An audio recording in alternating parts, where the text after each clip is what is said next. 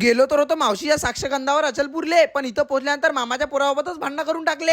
असं मधातून काही पाहू नका, सगळं तुम्हाला पहिल्यापासून सांगतो, तेपर्यंत तेवढं तुमच्या भावाला फॉलो करून टाकजा. काय म्हणता मग पोट्टी यो कशा सर्वांना मनापासून जय श्रीराम. तर आज सकाळी उठलो, एवढी थंडी होती तरी आपल्याला नाश्ता करायची एवढी चूल होती. एवढ्या थंडीत सकाळी सकाळी मी नाश्ता करायला आलो. नाश्ता तर केला नाही, पण पार्सल घेऊन चुपचाप घरी आलो. पण घरी येऊन सगळ्यात पहिले तर शांततेत नाश्ता करून घेतला. ते आपलं काम कसं आहे ना, पहिले पेट पूजा फिर काम तुझा. आणि जसा नाश्ता झाला सगळ्यात पहिले आंघोळ केली आणि तयार झालो. आणि एक वेळा तुम्ही कमेंट करून सांगून देता तुमचा भाऊ कसा दिसू राहिला. तर आणि आता तुम्ही म्हणसान का रे बा एवढा मटकून कुठे चालला. तर आपल्याला जायचं होतं आपल्या मावशीच्या कुंकावर, तेच म्हणजे की अचलपूरले. जसं तयार झालो डायरेक्ट आलो आपल्या स्टॉपवर. बसमध्ये बसून जसं गावात पोहोचलो, घरचे तयारच होते, गाडीत बसून डायरेक्ट पोहोचलो अचलपूरले. अचलपूर मधून आपला व्हिडिओ कोण कोण पाहू राहिलो एक वेळा नक्की कमेंट करून जायचा. झालं तर तेवढं फॉलो करून टाकजा. जबरदस्ती नाही म्हणा आपली, पण करायचं असेल तर करून टाकजा. मग जसं इथं पोहोचलो सगळ्यात पहिले कार्यक्रमात गेलो. जसं साक्षीगंध झालं सगळ्यात पहिले गेलो जेवणाच्या कार्यक्रमाच्या इकडे. ते कसं आहे ना, तुम्हाला तर पहिलेच सांगितलं, पहिले पेट पूजा फिर काम तुझ्या. जसं तिकडे चाललो होतो तेवढ्या त्या गळ्यानं आपल्याला मागून सांगितलं, पाहिजे रे बाबा नाही आपण पाहुणे नाही आहो बरं, पाहुणेले वाळण करा लागते म्हणे आपल्याला. जाऊ दे म्हटलं, वाळण तर करून घेऊ, पण पहिले मला गुलाबजामुन टेस्ट करू दे. कसं आहे म्हटलं, पहिले टेस्ट करणं जरुरी आहे, पाहुणेले खाऊ घाला लागेल ना आपल्याला. मग इथं टेस्टिंगच्या नावावर 15-20 गुलाबजामुन दाबून टाकले आणि त्यानंतर फायनली बसलो जेवण करायला. जसं आपलं पहिलं काम म्हणजेच की जेवण झालं, त्यानंतर गेलो आपण आपलं दुसरं काम करायला, म्हणजेच की नवरदेव नवरीसोबत फोटो काढायला. मग जसं हिच्या फोटो काढणं झाला, मावशीले साईडनं वळलो आणि तिला कॉंग्रॅच्युलेशन केलं, तिच्यासोबत एक स्पेशल व्हिडिओ काढून घेतला आणि मग डायरेक्ट गेलो घरात. जसं घरात गेलो सगळ्या लहान लहान लेकरीने आपल्याला घेरून घेतलं आणि मजाक मध्ये मामाच्या पोरासोबत सिरियस मध्ये भांडणं करून त्याला रडून बाहेर चालला आलो. ते कसं आहे ना, कोणतं कांड केलं की तिथे जास्त वेळ थांबत नसतात, लवकर तिथून गायब व्हावं लागते. का विचारता बाबा सगळेचा निरोप घेतला, तिथून आपली गाडी काढली आणि डायरेक्ट येऊन पोहोचलो लाखनवाडी. आणि इथं पोहोचल्यानंतर काय काय झालं हे तुम्हाला मी नेक्स्ट व्हिडिओ मध्ये दाखवतो.